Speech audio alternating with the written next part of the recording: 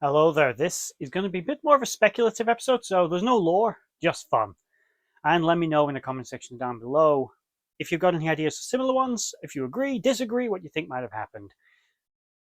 So this is a what if it wasn't Voyager. This is an expansion on an earlier episode I did where I explored the idea of a few different, what if you like a Romulan ship or whatever went into the Delta Quadrant, it wasn't Voyager. Because we know the Caretaker was taking ships from everywhere. This one, we're going to tailor it. And we're going to do, what if Cardassian Galler class plus Chakotay's Maquis Raider were the ones that were stuck in the Delta Quadrant? What would have happened? So we've got to factor a few things in. Cardassians, if you're not for whatever reason familiar with them, are a pseudo-isolationist militaristic state that have expansionistic goals. They are technologically inferior to the Federation, but are extremely belligerent. Known to operate in groups, they like to swarm attack their opponents. Their ships are relatively powerful, but are no match for a Federation starship particularly. However, they were enough of a threat for the Federation to sign a deal, signing away the rights of loads of people that lived on land that they had no right to sign over because the locals didn't want to leave, but they wanted peace before everything else.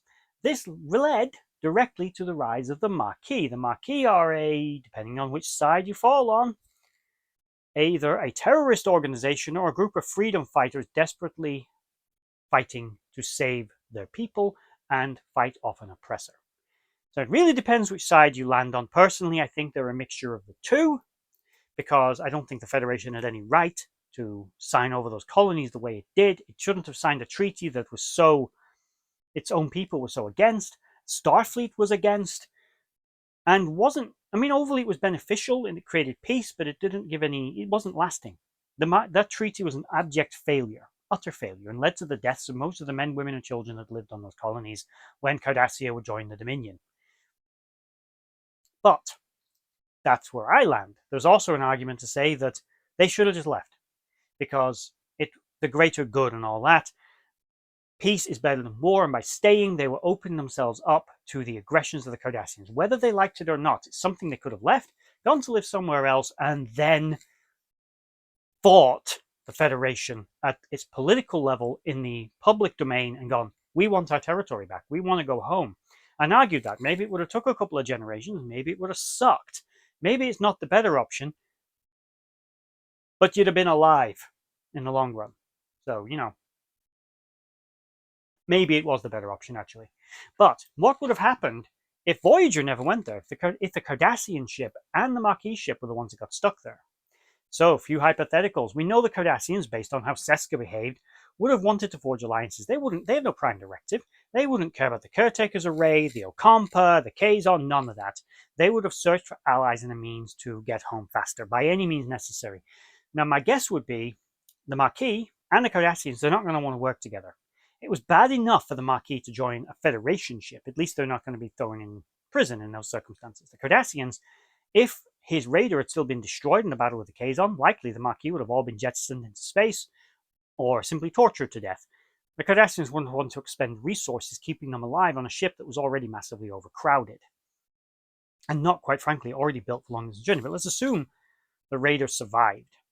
Yes, initially you might think, well, there's a common enemy in the Kazon, but are they an enemy? Are they in this situation? The Maquis might not want to work with them, but even they might be willing to.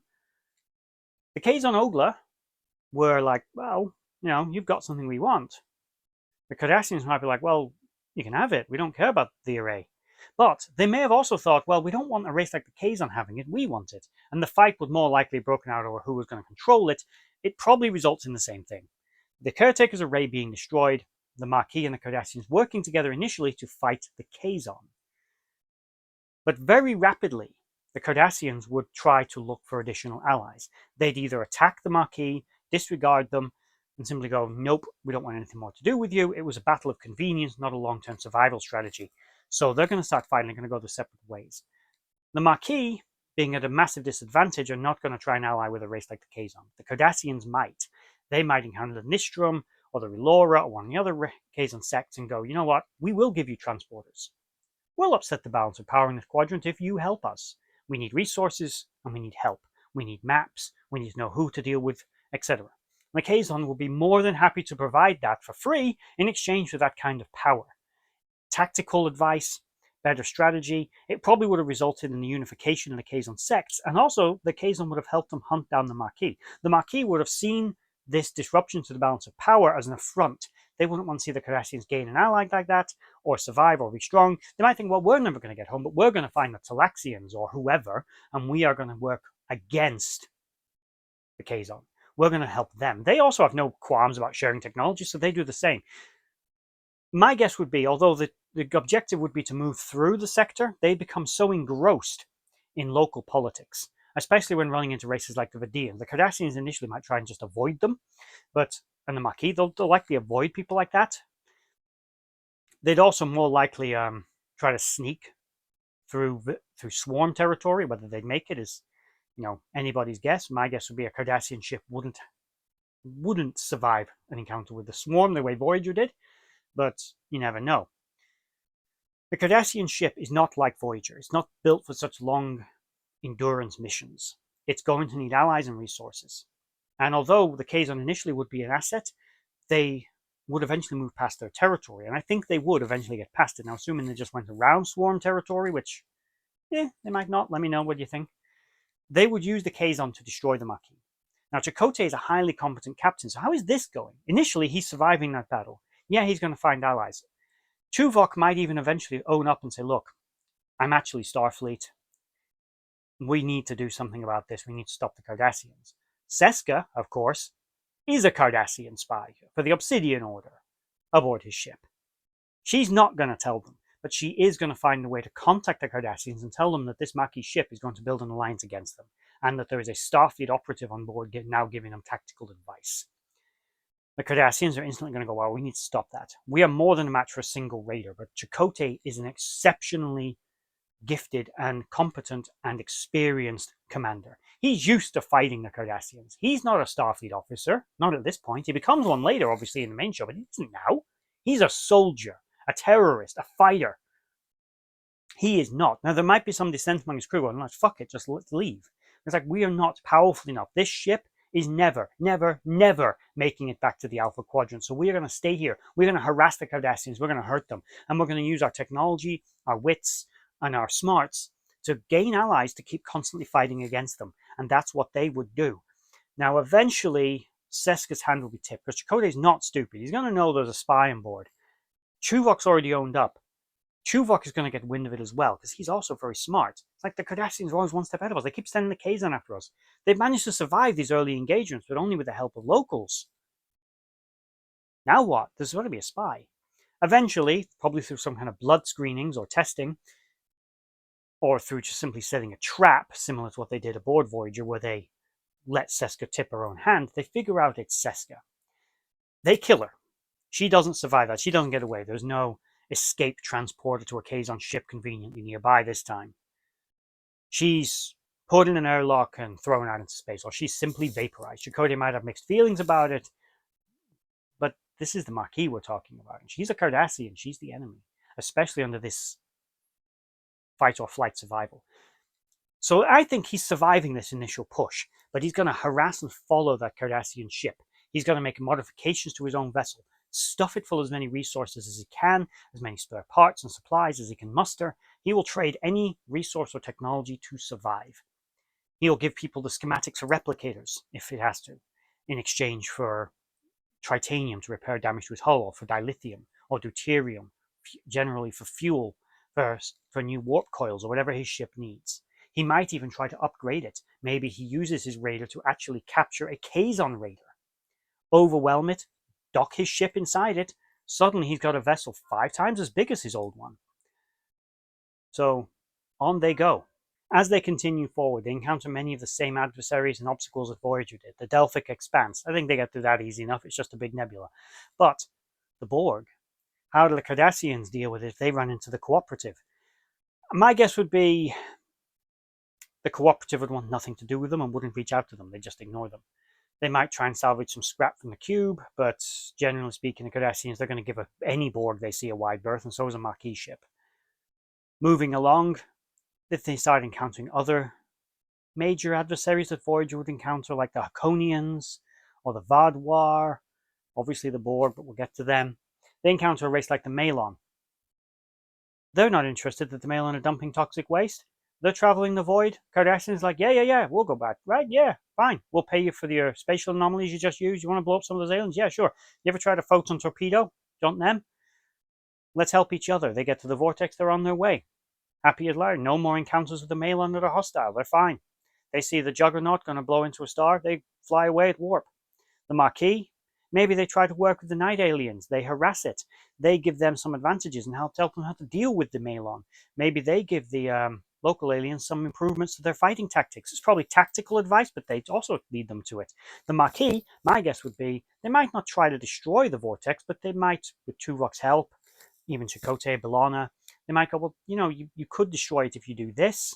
You give us something, we'll tell you how. They tell them how to do it, they destroy it. So they're basically cleaning up after the Cardassians as they're going along.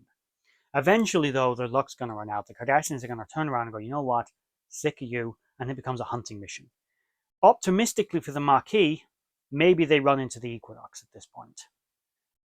Equinox gives them some advantages, but the Equinox is busy slaughtering some aliens, and the Maquis are like, you know what, maybe not. That's a bit too far for us. You're supposed to be the good guys. And that ends up in a confrontation probably as well, in a three-way battle with the Cardassians, potentially. But the Cardassians are like, that technology does sound good to us. We might work with you, but Ransom's like, no, screw you, Cardassians. We ain't doing that. And it probably ultimately results in the destruction of the Equinox, the same as it did before. But this has brought it to a head at this point. Very likely, the Cardassians have said they're sick of the Maquis chasing after them. That battle could go a different way. Maybe the Maquis get a few of the crew from the Equinox. They get some additional knowledge. If they have got a bigger Kazon ship that they're using as well, if they're still using it, or if they've disregarded it, they might have tried to take the Equinox. It's at precisely this moment that the observant amongst you might have noticed that something has changed with the audio, and that would be more than what I noticed than when I was recording this and the microphone died. So from here on out, we're going to rely on the backup recording, what I always have, which is when the camera audio records. Sorry, I didn't realize until I was already editing it. But of course, with those aliens, it could go two ways. I think initially, if it goes the way that the Equinox is still destroyed, the Maquis are still a little screwed in the situation. The Cardassians, because they've turned around at this point and they just want to punch them in the nose and destroy that raider. The Cardassian ship might be faster than the raider, but again, we're dealing with Chakotay here. He's no slouch. He's smart enough. We're going to assume he can keep up. The Maquis are screwed because the Cardassians are like, right, we're going to deal with this ship once and for all. And Chakotay's like, you know what? Same. We're going to do the same. But I think without the Equinox's firepower, or without local assistance, the Cardassians have got all the advantages. Numbers, manpower, resources. They've got more technology that they can trade or barter or steal, and they're much more willing to do it. And they probably picked up a few toys along the way, much like Voyager. So the Maquis have at a disadvantage here. But if it goes the other way, and Chakotay's like, look, the transdimensional aliens, we'll give you the crew of the Equinox. Sure, but we want the Equinox. And the aliens are like, how can you help us? And we're like, we'll get you through their shields. We've done it before. We're the same people. We know how to get through their tech. We'll show you how, and they do. So the crew of the Equinox are all killed, and Chakotay's like, sweet. Now I've got a Nova-class vessel, and I think that battle goes very differently at this point. Chakotay taking control of a Starfleet, medium-sized vessel, a ship like a Nova-class. Even in its damaged state, he can repair it. He's still got his raider, maybe even the Kazon ship that he stole, but I assume it's just the raider. He's now got two ships. And the Cardassians, maybe they don't know he's got the Equinox. He lures them into a trap, he hits them, he destroys them. But I think that any of them, their first encounter with a cube, they're all dead. They're all assimilated, end of story. But if they can keep avoiding the cube, do you think Chakotay, with Maquis values, maybe at the helm of a Nova-class vessel, which they've managed to capture, could make it home? Do you think they could get back to the Alpha Quadrant? I don't know. I'm going to leave that open-ended because there's so many variables to this story. I simply don't believe the Maquis and the Cardassians could get over their hatred for one another, and they'd constantly be at each other's throats. Every time the Maquis look like they're getting an advantage, the Cardassians would do something to stop it. Every time the Cardassians got a little ahead or gained a new ally, the Maquis would do the same, and try to defeat them. But neither one would stay in one area long enough to consolidate that power, because their goal would be to get home. Maybe they look for Suspiria, maybe they look for an alliance with the Collective, maybe they look for a wormhole, maybe they stumble on some good luck and manage it. But if it comes to a head, Chakotay manages to get the Equinox. Can he use the Equinox and the Maquis ship to destroy one Cardassian warship? I think he can, because I think smaller, older Starfleet vessels can deal with a Cardassian warship like that on their own. Miranda-class ships could deal with them, and they were decades old, nearly a century old by this point. No, they were a century old by this point. Cardassians are not equal to Starfleet in their capabilities, and the Nova-class was actually a tactically very competent starship. Chakotay get back up to full operational standards, or at least get tactical systems operational again, let's face it. They could deal with one Cardassian warship. But could he get home? Let me know in the comment section down below. And we're now at the end of this What If. Got any suggestions for any others? Let me know in the comment section down below. If you made it all to the end of the video, thank you for watching, and bye bye.